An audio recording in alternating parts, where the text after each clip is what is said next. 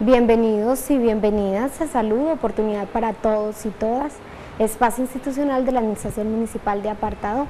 Este programa de televisión se emite como una estrategia de información, educación y comunicación de los temas de salud pública y promoción social del municipio de Apartado. Buscamos con esta estrategia poder llegar a nuestros hogares, a nuestros televidentes, a nuestra comunidad, con los temas que son prioritarios frente al perfil epidemiológico del municipio. Por eso cada día, martes, miércoles y jueves, traemos un tema que creemos es fundamental frente a la forma como se presentan los casos. El día de hoy traemos un tema que ha sido prioritario esta semana y con el cual se han trabajado muchos eventos, y es el abuso sexual, el abuso a niños, niñas y adolescentes. Ya nos van a decir hasta qué edad. ¿Y quién nos lo va a decir? Las invitadas que tenemos el día de hoy. Nos acompañan dos psicólogas, la doctora Mónica Gutiérrez, ella es psicóloga y es directora de Corcedin, con los buenos días para ella, y la doctora Gleice Elena Vasco, psicóloga de la Secretaría Seccional de Salud de Antioquia, del programa Salud Mental, también con los buenos días para ella. Tenemos muchas cositas preparadas hoy, pero no podemos iniciar el programa sin ir con el saludo que tiene para ustedes la doctora Zuleyi Barrientos y Bajas, secretaria de la Protección Social del municipio. Regresamos a Salud, oportunidad para todas y todos.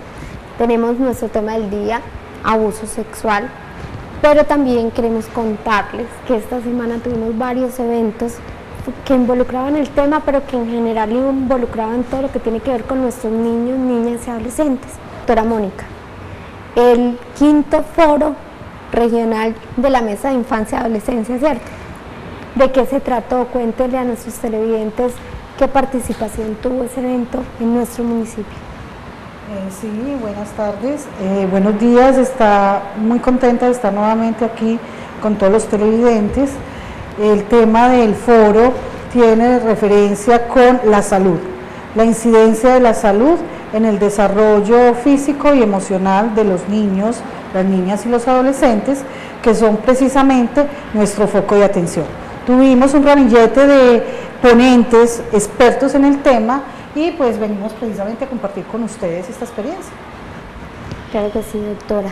Vamos a empezar a definir desde su experiencia y todo el trabajo que se ha tenido con niños, niñas, con jóvenes, desde su trabajo histórico, ¿cierto?, del área de atención a la violencia sexual.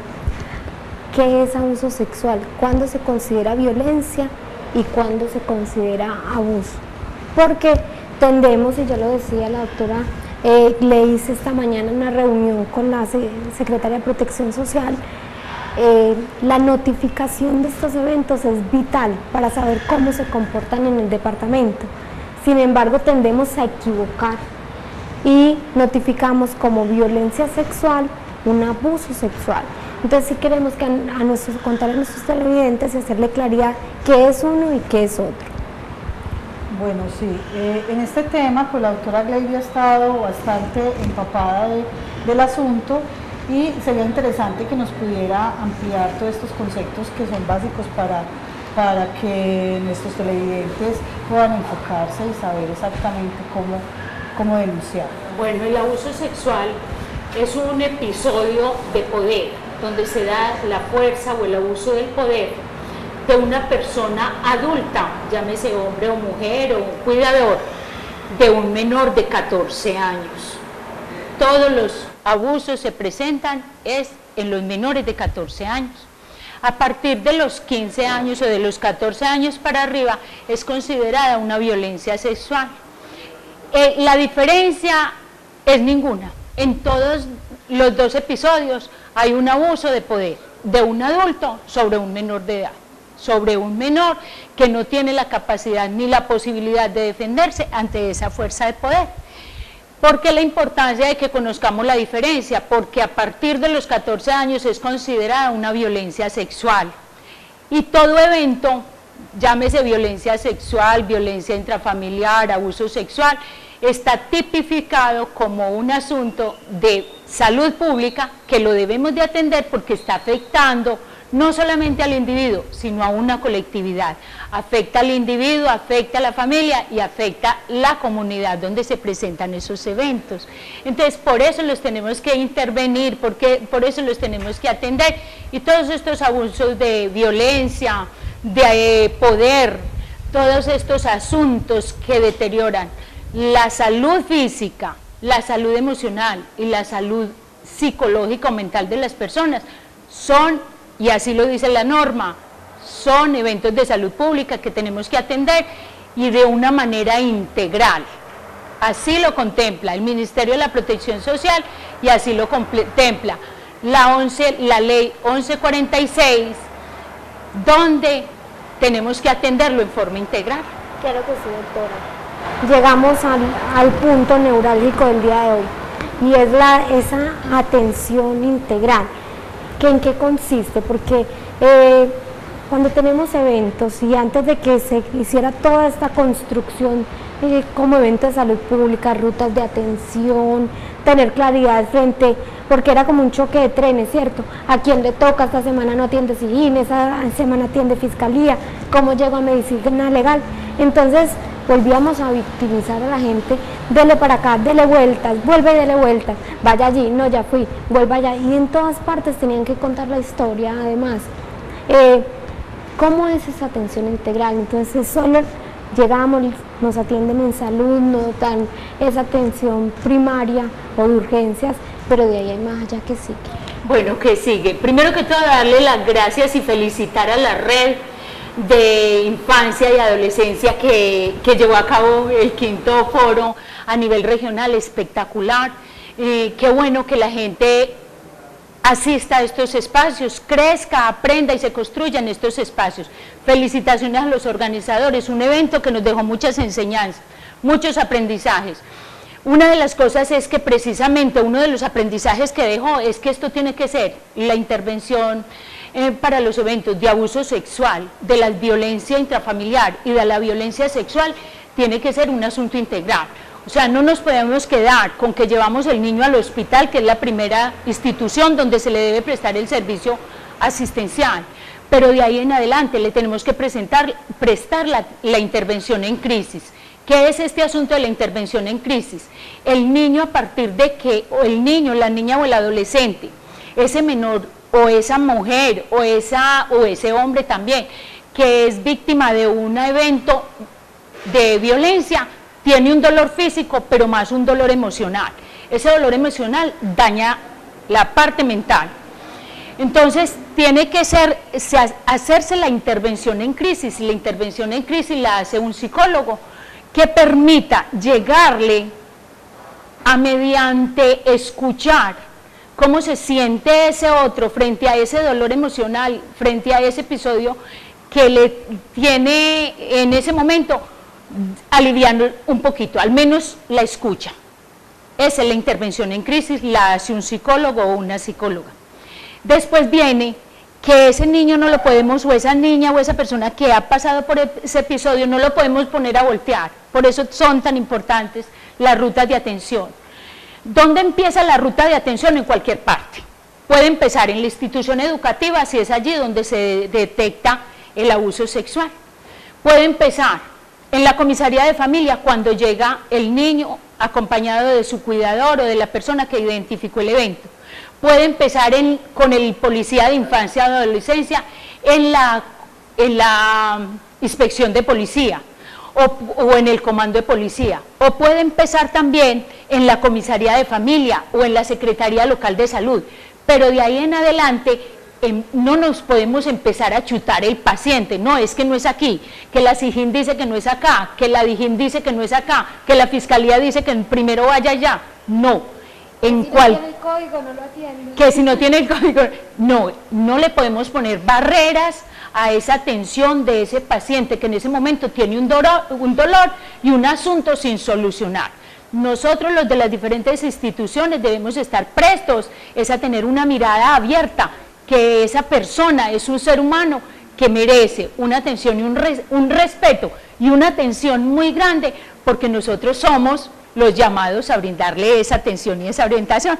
Entonces, de ahí que Por eso es tan importante o fue tan importante y constructivo el foro, porque lo que nos permitió fue identificar que los diferentes actores tenemos que estar muy articulados para garantizar esa prestación de ese servicio integral desde ahí.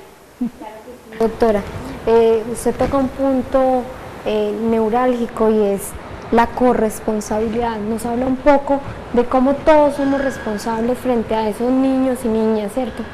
No solo la familia, no solo las instituciones de salud, no solo los organismos del Estado, todos de una manera vinculante.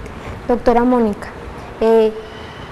¿cómo influye o qué tan necesaria es la sensibilización con eventos como los que ustedes hicieron el día de ayer?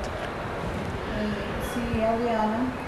A ver, primero pues la ley de infancia, el nuevo código, la ley de infancia y adolescencia, en sus nuevas reglamentaciones, introduce un componente muy importante, que es el tema de la corresponsabilidad, ¿sí? Donde nos está diciendo claramente que tanto la familia, el Estado y la sociedad tienen responsabilidad con ese niño, con esa niña, con ese adolescente. En ese sentido, entonces, es responsabilidad de garantizar, ser garantes de derecho. Todos tenemos que garantizar la libre expresión y le debemos garantizar que efectivamente se hagan valer los derechos de los niños, las niñas y los adolescentes.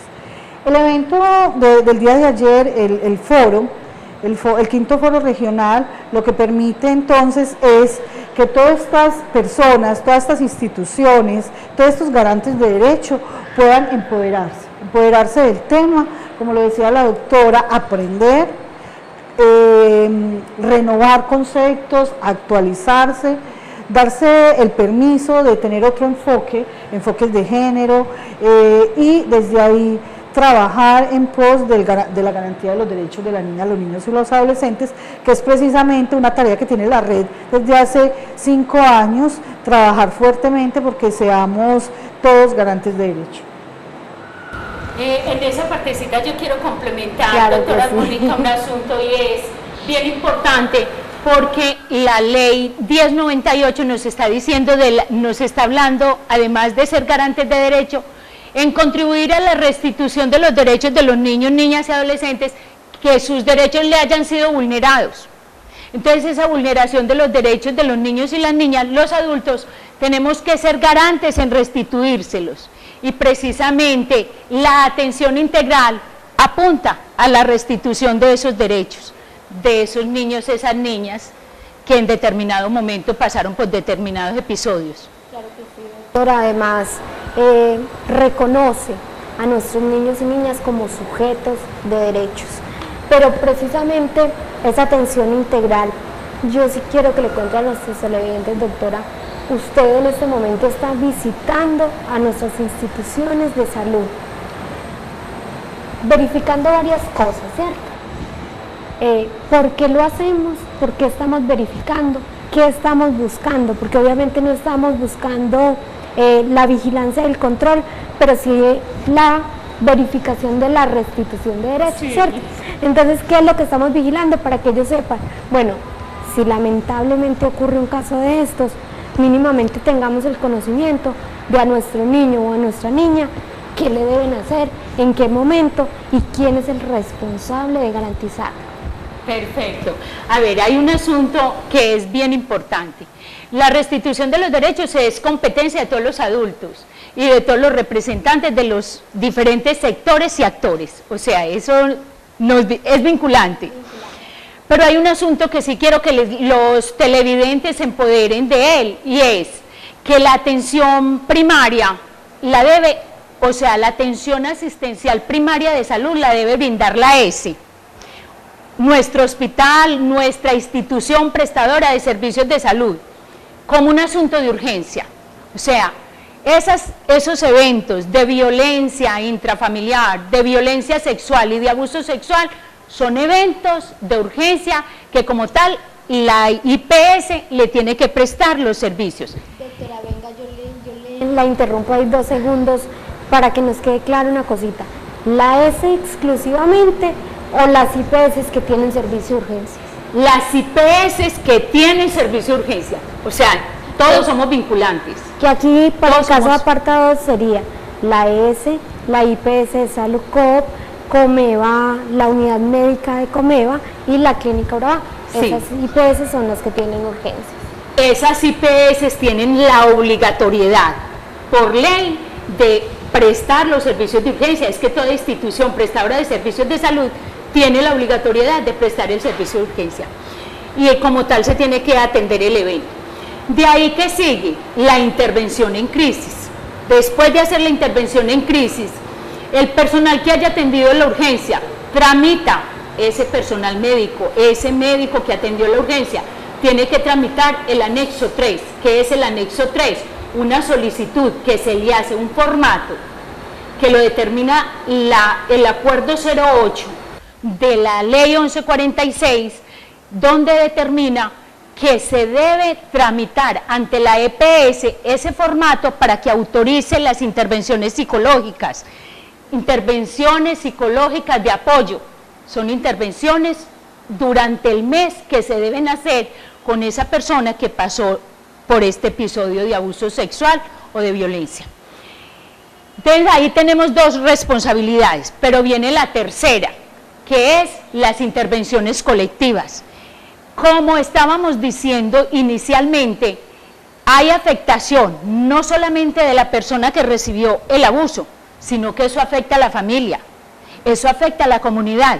Entonces la familia tiene que tener unas intervenciones colectivas, así se llama. ¿Quién las hace? La trabajadora social o el trabajador social. Esas intervenciones colectivas también las tiene que autorizar la EPS. Y después viene que ese caso no puede quedar abierto.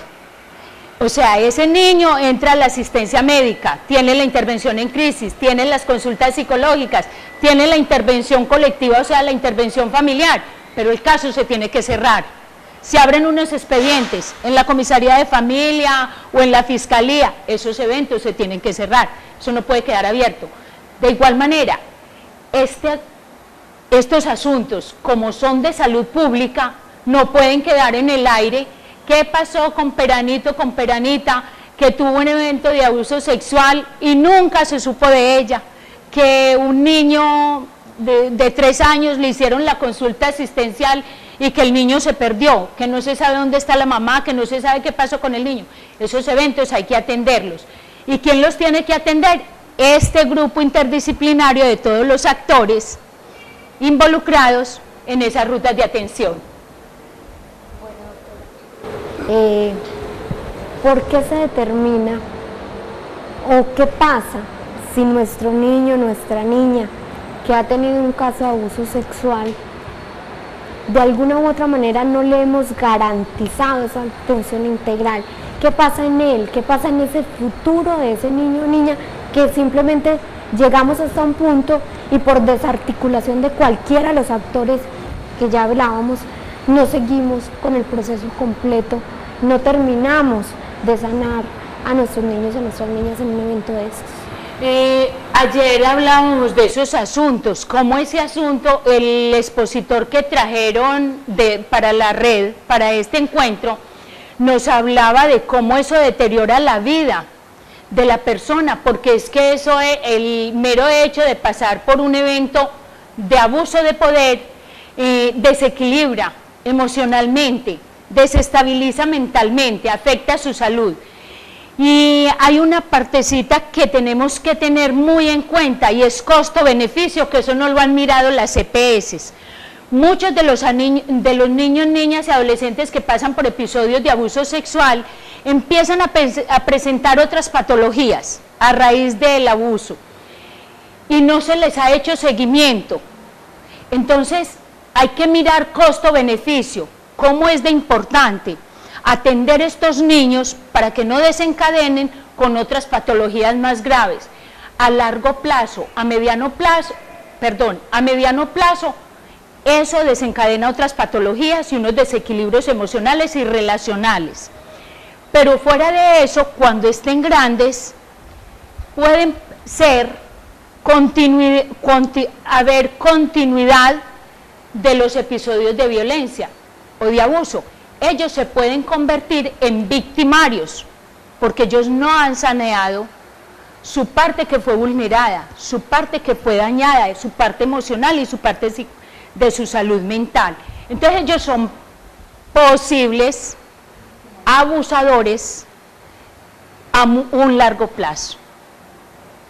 Sí, o sea, lo que uno encuentra precisamente en la consulta es que en muchos de los casos quienes en este momento son victimarios es porque en otra etapa de su vida fueron víctimas. Entonces aparece el círculo, ¿cierto? El círculo de la agresión, donde eso, como tú lo decías, va a pasarse de generación en generación y va a generar pues una sociedad cada vez más patológica, cada vez más enferma. Eso nos lo decía el doctor Monkever en su exposición en el foro sobre el tema de los desarrollos económicos de los países, ¿cierto? Entonces hacía una relación entre capital humano, ¿cierto? El capital humano sano, un capital humano además de bien nutrido, además de bien atendido, además de bien amado, pues también bien respetado. Eso lleva a que haya una sociedad en más equilibrio y precisamente esos mismos seres humanos sean los encargados de jalonar y de hacer que la economía del país crezca. Entonces pienso que hay que hacer una inversión social, económica y lo que tú decías, también cómo estamos haciendo esa restitución de derechos, cómo la sociedad está pidiendo perdón, llamémoslo así, a ese daño que le ha hecho a estos niños, a estas niñas, a estos adolescentes a lo largo del tiempo. Así es que es un compromiso de todos. Bueno, doctora, hemos hablado del caso en el que ya está visibilizado, ¿cierto?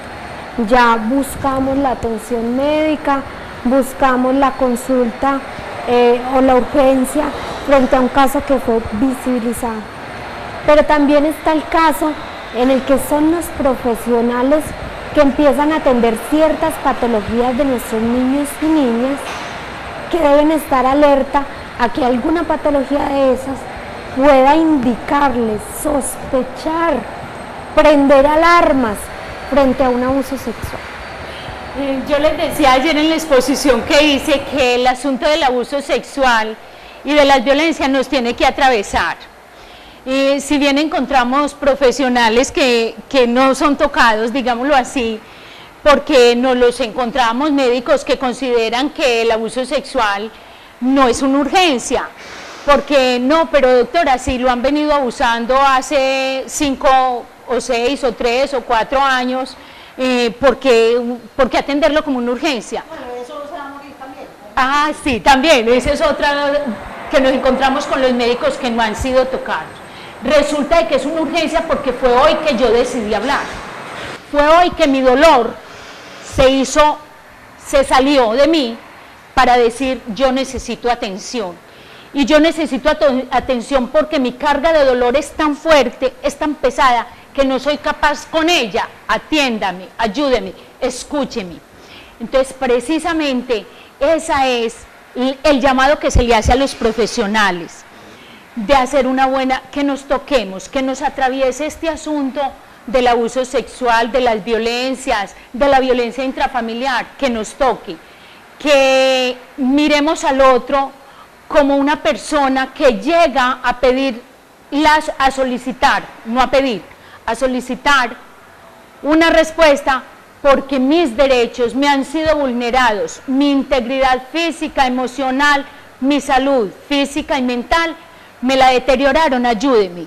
Y es ahí donde la mirada de los profesionales tiene que ser una mirada de respeto, de amor, una mirada más que de cualquier otra cosa, de amor, de mirar al otro como un ser igual a mí y como un ser que merece toda mi atención, toda la atención del mundo y toda mi disposición para contribuir en eso que yo puedo contribuir a restituirle los derechos a esa otra persona. Entonces es ahí la importancia de trabajar articuladamente, de que informemos a la comunidad, cómo esa comunidad que tiene dolores, porque si bien tenemos unos registros de abuso, de violencia, sabemos que esos registros no son los que son, ni están los que son. Que hay unos subregistros, que hay una desnotificación y que es importante que la comunidad conozca, que deben denunciar, que se deben hacer los registros, pero más que tener los registros es garantizar la atención a esas personas que han pasado por esos episodios. El llamado a los profesionales es ese, hacer una atención de mucho amor para el otro, a ser atravesados, cada uno de nosotros y de nosotras, por ese asunto de las violencias, que nos toquen. Sí, doctora, es muy importante, se lo acaba de decir, la notificación de esos eventos en aras de que el Estado, de que la Secretaría de Protección Social, la Secretaría Seccional de Salud, la Gobernación de Antioquia, puedan empezar a vigilar, a acompañar que estos procesos de atención sí sean integrales. También nos decía esta mañana la doctora Gladys, están realizando visitas para corroborar la atención por RIPS. Para la comunidad de pronto no es común el término, pero es el registro que queda de cada atención de salud, ¿cierto? Entonces un niño que llega por EDA, consulta por EDA, muchos episodios de EDA, donde no encuentran ningún otro condición de saneamiento que lo lleve a esto, donde hay unos exámenes de laboratorio que pueden indicar un abuso, pero que en ningún momento se trata como abuso, ¿cierto? Entonces también es acompañar esa verificación, es decir, buscar por toda parte cualquier evento que pueda estar vulnerando a nuestros niños y a nuestras niñas. Y ella toca una partecita muy importante y es como nosotros como profesionales, los maestros, los cuidadores de los niños, las madres comunitarias, los líderes comunitarios, los párrocos, o sea, toda la comunidad, todos tenemos que ser cuidadores de nuestros niños y nuestras niñas, porque el abuso sexual está en todas partes y está en todos los estratos. El abuso sexual y la violencia no es un asunto de determinados estratos o determinadas condiciones sociales. Está en las periferias, pero también está en los estratos altos.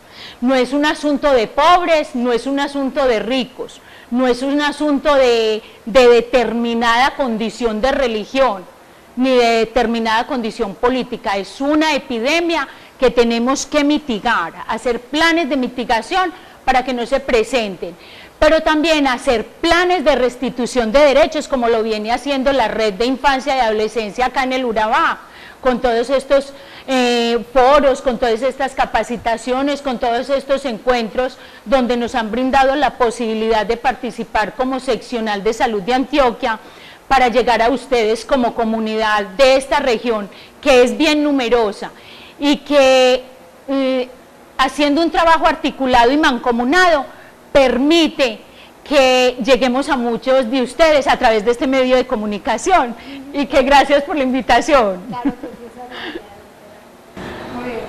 sí, yo quisiera dejarle a los televidentes el mensaje de la importancia de evaluar los factores de riesgo, ¿sí? Porque definitivamente, como lo decía la doctora, esto no tiene color, no tiene raza, no tiene edad, pero sí hay unos factores que influyen de manera importante para que pueda aparecer el evento, ¿cierto? El evento de abuso o el evento de violencia, ¿cierto?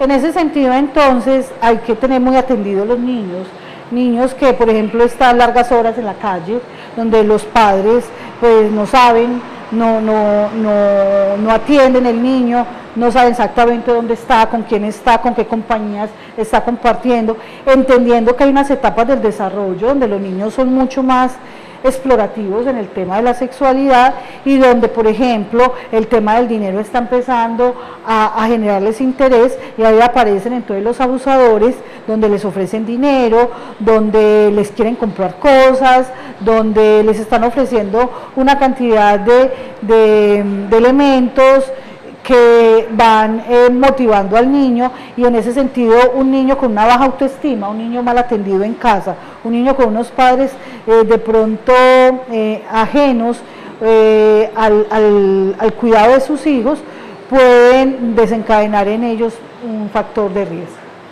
Eso pues es importante que lo tengamos en cuenta. Claro que sí. Doctora,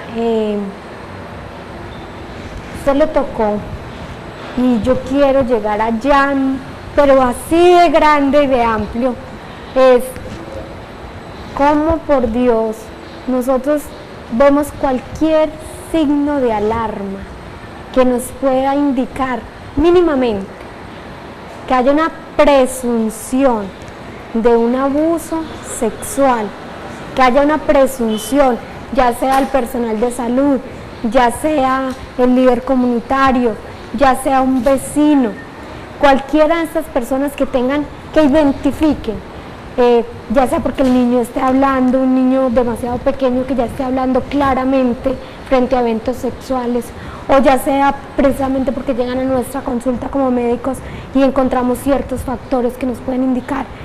Pero el llamado a, bueno, hay una presunción, ¿qué hago?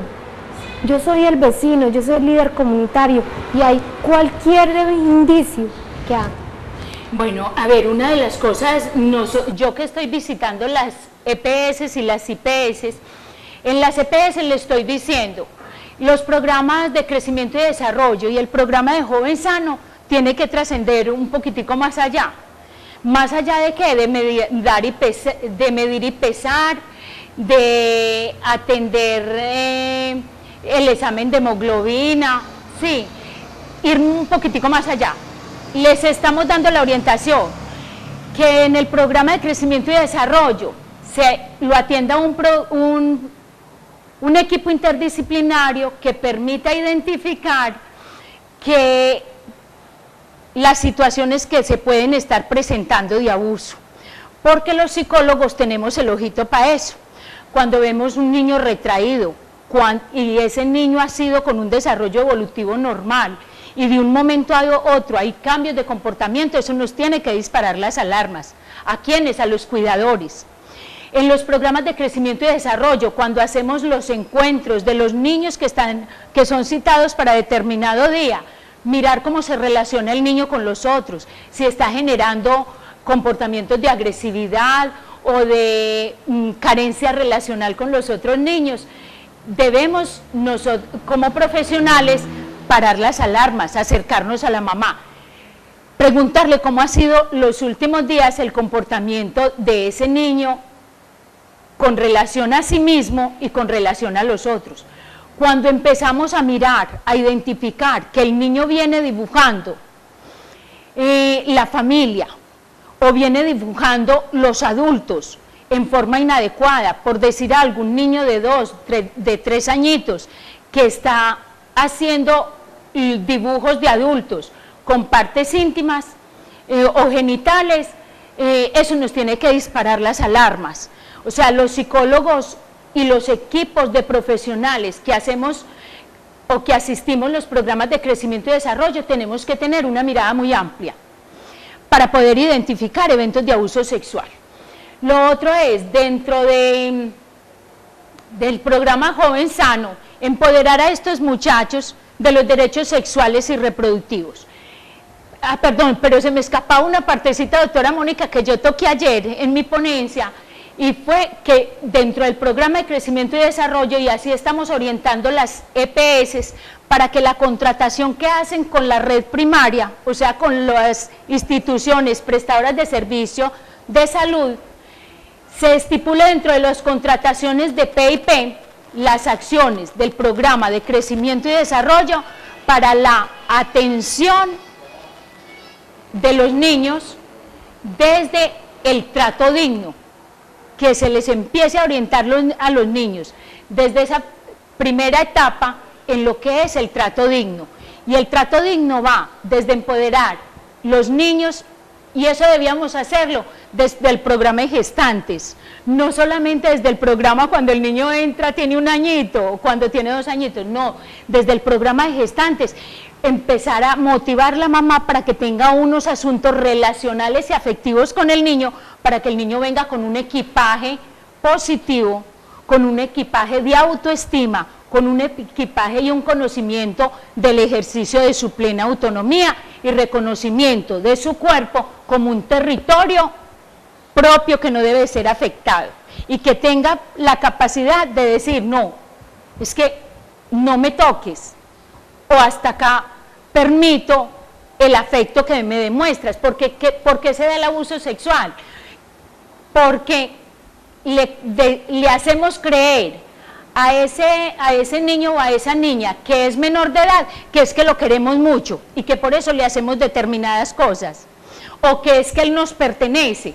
Lo otro es empoderar desde el programa de Joven Sano a que conozca sus derechos sexuales y reproductivos, y a que las niñas y los niños en la preadolescencia se empoderen de esos asuntos y que aprendan a manejar los momentos. Es que la sexualidad es un asunto de la naturaleza humana, pero lo tenemos que aprender a manejar, que eso es lo que no les hemos enseñado a nuestros muchachos y a nuestras muchachas, porque nos hemos limitado a orientarlos en el programa de planificación familiar de cuántos métodos hay, pero no los hemos empoderado de cómo manejar los momentos.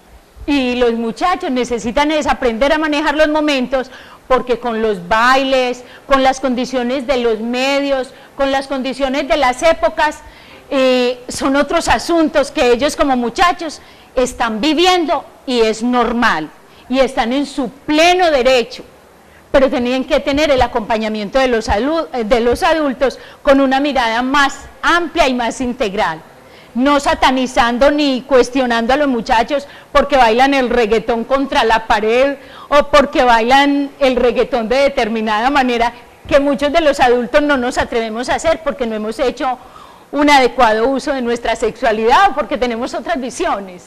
Entonces es empoderar a nuestros muchachos y nuestras muchachas en el programa de los jóvenes, de Joven Sano, de otros asuntos que tienen que ver con sus derechos. Porque allí también, doctora, pensaría yo que pues es responsabilidad de padres, maestros, adultos, aprender a entender las etapas del desarrollo humano y sobre todo el tema de la sexualidad, ¿cierto? Porque aparecen dos opuestos, ¿cierto? Dos polos. O satanizamos mucho el cuento, donde toda es moralidad, donde entonces los chicos empiezan a sentir que la sexualidad es un asunto de miedo, que es un asunto de maldad, ¿cierto? Que hay una... Exactamente. O por el contrario, es un asunto donde todo se desinhibe, donde todo se permite y donde las etapas no corresponden a lo que realmente le estamos transmitiendo. Porque los adultos nos encargamos a veces de meter a los niños en temas de adultos cuando todavía ellos no están preparados para ese tema. Entonces, ahí la invitación para los televidentes es, sobre todo para los padres de familia y pues para todos los cuidadores de niños, niñas y adolescentes, pues que hay que documentar, ver programas como este, por ejemplo, estar atento a los eventos académicos, revisar unos textos. Ahora aparece mucha información de primera mano, que es de muy fácil acceso, donde podemos estar documentándonos permanentemente y aprendiendo del tema, que es realmente lo que en este momento nos contribuye a tener una visión diferente de lo que tiene que ver con la sexualidad, y eso en relación con los abusos y con todas estas situaciones que estamos viviendo.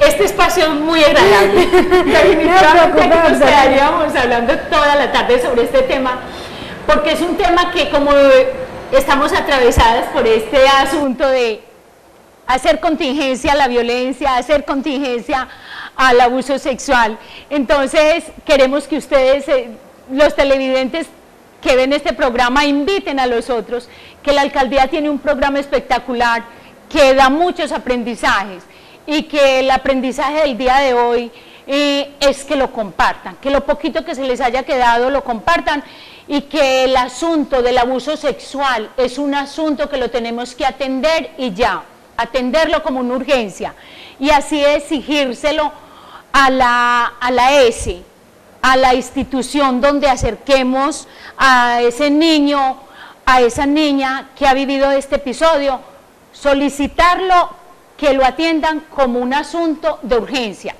Nosotros como seccional de salud de Antioquia estamos también dejándoles planes de mejoramiento a las EPS para que garanticen esa atención psicológica, porque también ese es otro asunto.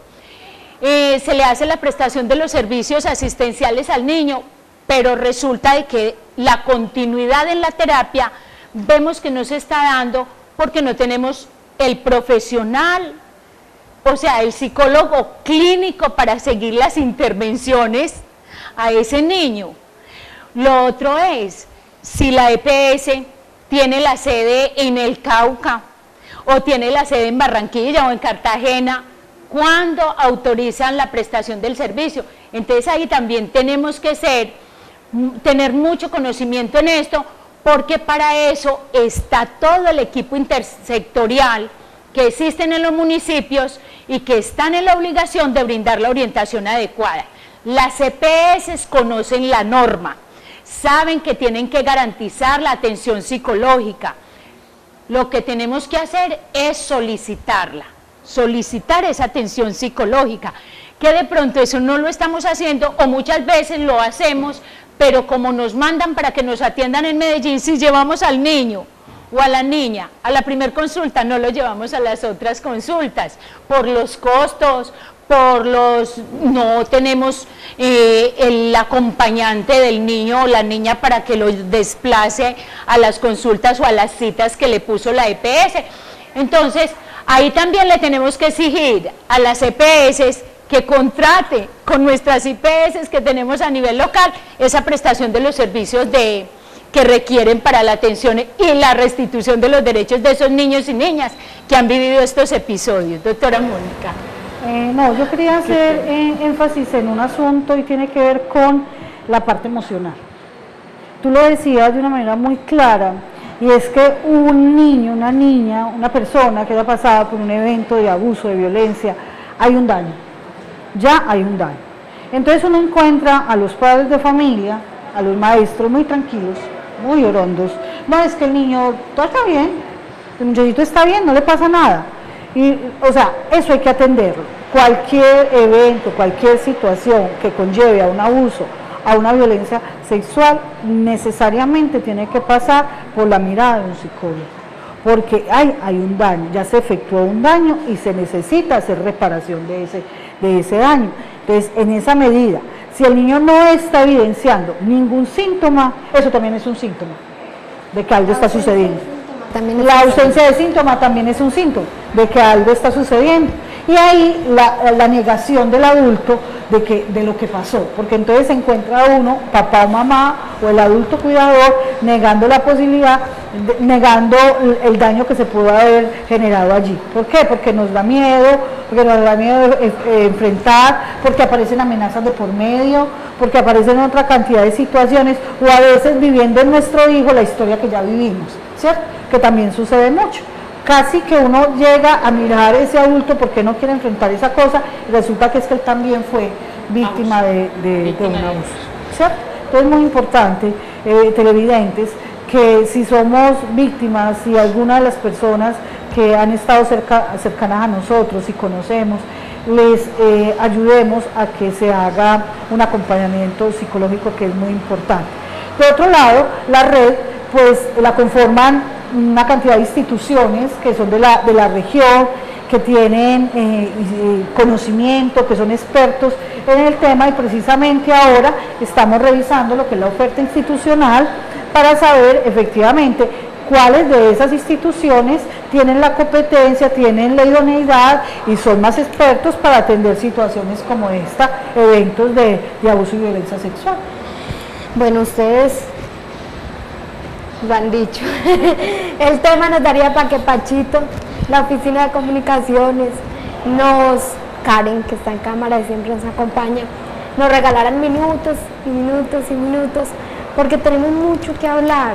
Es que yo por eso he sido reiterativa en la pregunta, queremos darle a nuestros televidentes las herramientas para que a la hora de un evento de estos, de una situación conflictiva como esta, sepan cuáles son sus derechos de atención en salud, que no solo lo van a atender ya, sino que le van a hacer toda una atención integral, pero que también tenemos un llamado a nuestros garantes como EPS, y es contratar la accesibilidad del servicio. Lo decía muy bien la doctora, si el servicio está por Medellín, por Montería, por otros lugares, para que nuestros niños lleguen allá es supremamente complejo, pero además está la comunidad, y reiteramos en la corresponsabilidad, porque finalmente todos, absolutamente todos somos responsables frente a los niños y niñas. La identificación de esos factores de riesgo, la notificación, o por lo menos el dar cuenta de que es posible que ahí ocurra un evento, pero que ese evento que ya está detectado sea muy bien atendido. Doctora, una recomendación final, algo que decirle a nuestros televidentes. Recomendación final a las mamás, a los papás, a los hermanos, a los cuidadores, a los líderes comunitarios, a toda la comunidad, a todos los adultos, que estemos muy atentos para identificar los episodios de abuso sexual, de violencia, sobre todo hacer planes de contingencia que identifiquemos, y reitero nuevamente en eso, identificar como los factores de riesgo, que en eso hemos reiterado mucho. Pero les quiero hacer una recomendación grandísima, y es que mamás, papás que han identificado eventos o que han pasado con sus hijos eventos de abuso sexual, o mamás que han identificado eventos de abuso sexual con sus hijos y sus hijas, por favor no nos quedemos calladas, que porque es que se nos va el compañero, que es que de quién dependo, pues que la situación económica, o si no de quién dependo, que el niño le prestan la atención en salud y que le dicen usted no puede llevar el victimario, o sea, seguir conviviendo con el victimario que muchas veces se nos está presentando, que el niño o la niña fue abusada y el victimario ahí porque es el padre, pues porque es mi compañero sentimental, y yo sigo permitiendo que mi hija siga siendo abusada o mi hijo siga siendo abusada o abusado porque es que es mi compañero. Por favor, mamás, por favor, papás, ¿está usted tan enfermo como el niño? Busquen ayuda, porque el niño, primero que todo, nosotros los adultos somos responsables de él. Nosotros cuando pensamos traer un niño o una niña a este mundo es para brindarle protección, para brindarle afecto, no para permitir que otro adulto entre a ser parte o a destruir ese territorio de ese cuerpo que es tan privado y que es tan válido como el territorio y el cuerpo de esa persona que es el victimario. Entonces, un llamado muy grande a los padres de familia, a los cuidadores, y por favor pidan apoyo en las instituciones, y si las instituciones a nivel local, porque es que hay instituciones que tienen la competencia directa de la protección de niños y niñas, protección directa, o sea, no podemos dejar el niño, no podemos dejar el victimario, no es desarraigar el niño, ni la niña, es qué medidas de protección le vamos a garantizar a ese niño o a esa niña que está en determinado entorno y que ahí está conviviendo con el victimario y que sabemos que fue abusado y el victimario sigue ahí y el niño sigue ahí en un riesgo. Entonces el llamado es ese, busquemos ayuda, busquemos las instituciones. De pronto hay funcionarios que no nos darán como la respuesta que nosotros necesitamos, pero sigamos buscando, que lo tiene que haber. Y en apartado hay gente muy linda, muy comprometida, muy atravesada y muy tocada con estos asuntos de la violencia sexual prevención y atención del abuso sexual, que es el tema que nos compete hoy. Muchas gracias a ustedes por acompañarnos. La doctora Mónica lo decía ahorita, es importante que los adultos significativos, que los cuidadores de esos niños estemos documentados frente a cómo cuidarlos, frente a las etapas del desarrollo. Por eso vamos a continuar la hilaridad de temas. Para mañana tenemos todo lo que significa familia, las familias y el desarrollo familiar. Les tenemos una sorpresita de invitados. Vamos a ampliar mucho este tema de cómo orientar las familias y por qué la importancia de darle esa mirada especial al trabajo en familia. Esperamos que el tema haya sido de su agrado. Nos vemos martes, miércoles y jueves, como todas las semanas, y hasta pronto.